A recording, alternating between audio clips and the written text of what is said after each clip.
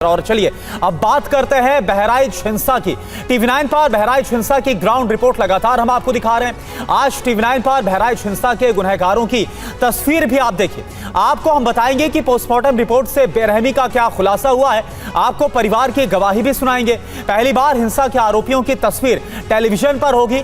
Postmortem report पूरी detail आपके सामने होगी, लेकिन शुरुआत हम इससे जुड़ी बड़ी खबर के साथ हम कर रहे हैं। रामगोपाल मिश्रा की मौत का पूरा मामला, रामगोपाल की पोस्टमार्टम रिपोर्ट से क्या खुलासा हो रहा है, यह आपको बता रहे कैसे बर्बरता की गई रामगोपाल के साथ। ही आप जानिए, रामगोपाल मिश्रा की हत्या से पहले जमकर उसके साथ बर्बरता हुई है, पोस्टमार्टम रिपोर्ट में है।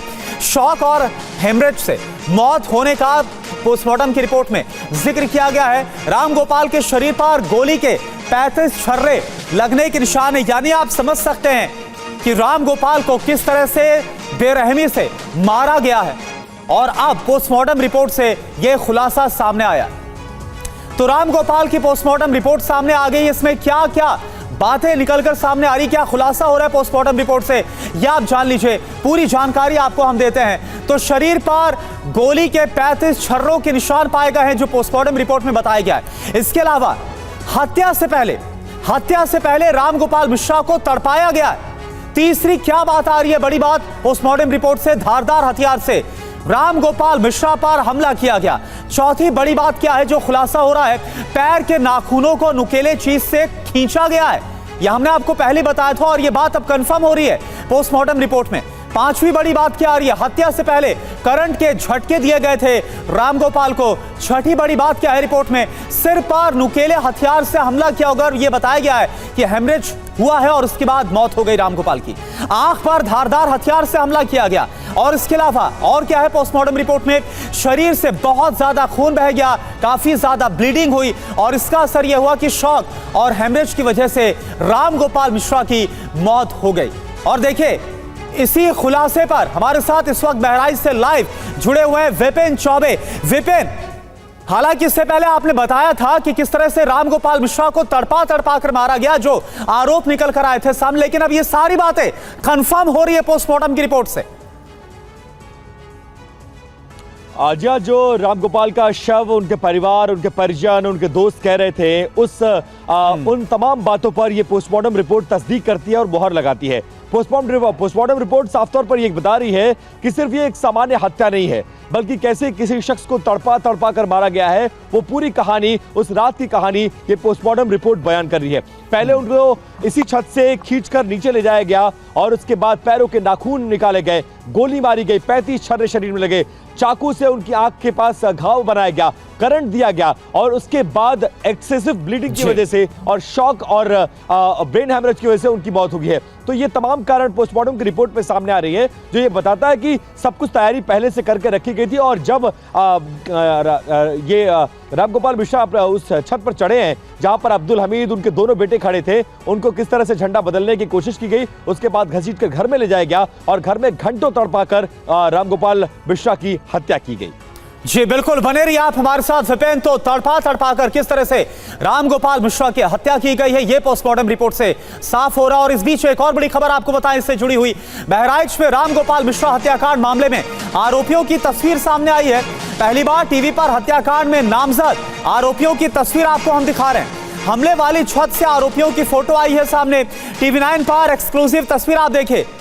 अब्दुल हमीद और उसके साथ उसके बेटे आपको उसी छत पर खड़े हुए नजर आ रहे हैं जहां पर रामगोपाल मिश्रा था, और वहीं से पीटते हुए उसके बाद उसको घसीटते हुए नीचे ले जाए गए और फिर तड़पा कर मारा गया था। और अब्दुल हमीद और उसके बेटों को आप देख पा रहे, पहली बार टीवी पर आप ये तस्वीरें देख पा रहे हैं। तो जिस तस्वीर की हम बात कर रहे हैं, घटना से पहले की है। रामगोपाल मिश्रा हत्याकांड मामले में आरोपी अब्दुल हमीद और उसके तीनों लड़के एक साथ इस वक्त आपको तस्वीर में नजर आ रहे हैं। तस्वीरों में अब्दुल हमीद और उसके 3 लड़कों के अलावा एक और शख्स नजर आ रहा है, यानी कि छत पर कुल मिलाकर 5 लोग उस दौरान मौजूद थे। कुर्ता पैजामा में जो शख्स आपको नजर आ रहा है, जिस पर इस वक्त हमने मार्क भी किया हुआ है, रेड मार्क, वो दरअसल अब्दुल हमीद है। अब्दुल हमीद के साथ उसके तीनों लड़के खड़े हुए हैं। ब्लैक टी शर्ट में जो शख्स आपको नजर आ रहा है वो सरफराज है। ये वही सरफराज है जिसके हाथ में वायरल वीडियो में बंदूक नजर आ रही है। आप एफआईआर कॉपी में देख सकते हैं अब्दुल हमीद के साथ उसके बेटे सरफराज और फहीम का भी नाम दर्ज है। और वेपर, आपने ये तस्वीरें भेजी हैं, कौन कौन है, क्या पहचान हुई इन सब लोगों के बारे में? देखिए 13 अक्टूबर को शाम 4 बजे इस हत्याकांड को अंजाम दिया गया था और उसके बाद से ये पूरा परिवार फरार है। उनके घर के बाहर भारी सुरक्षा के इंतजाम है, लेकिन यही वो घर है, यही वो छत है जहां पर रामगोपाल मिश्रा पहुंचा था और यही उसकी हत्या की गई थी। और इसी छत पर, जिसकी तस्वीरें अभी आप देख रहे थे, इसी छत पर उन नामजद तीनों आरोपियों की फोटो हमने सामने लाई है। पहली बार कैमरे पर यह फोटो और टीवी पर यह फोटो नजर आ रही है जिसमें अब्दुल हमीद, इस घर का मालिक, उसका बेटा रिंकू और सरफराज और सलमान और फहीम, ये तीनों हैं जिनके नाम एफआईआर में दर्ज कराए गए हैं। रामगोपाल मिश्रा के चचेरे भाई जो चश्मदीद हैं इस पूरे हत्याकांड के, उन्होंने बताया कि ये छत पर खड़े थे, वहां पर रामगोपाल मिश्रा पहुंचते, उनको घसीटा जाता है और इन्हीं तीनों के द्वारा मारा जाता है। इस बात की एक और तस्दीक करता हुआ वीडियो सामने आया था जिसमें 20 सेकंड का ये वीडियो है। 2 लड़के हैं, एक पत्थरबाजी कर रहा है और एक सिंगल बैरल गन से फायरिंग करता हुआ नजर आ रहा है, वो भी इसी घर के अंदर की मौजूद है। और इस पूरे हत्याकांड के बाद से ये पूरा परिवार फरार बताया जा रहा है। इनको ढूंढने के लिए पुलिस तमाम जिलों की खाक छान रही है, एसटीएफ तमाम जगहों पर छापेमारी कर रही है। माना जा रहा है कि ये नेपाल फरार होने में कामयाब हो गए हैं और इनकी गिरफ्तारी के लिए पूरी रात दबिश दी जा रही है, लेकिन ये पूरा परिवार ना तो पेश हो रहा है और ना गिरफ्तार हो पा रहा है। फिलहाल सबसे बड़ी चुनौती फहीम, रिंकू उर्फ सरफराज और सलमान और इसके अलावा इस घर का मालिक और इस पूरे हत्याकांड का मुखिया जो बताया जा रहा है, सरगना जो बताया जा रहा है, अब्दुल हमीद को गिरफ्तार करना है। फिलहाल तीनों फरार बताया जा रहा है और उनकी पहली तस्वीर इस वक्त टेलीविजन स्क्रीन पर आप देख रहे हैं।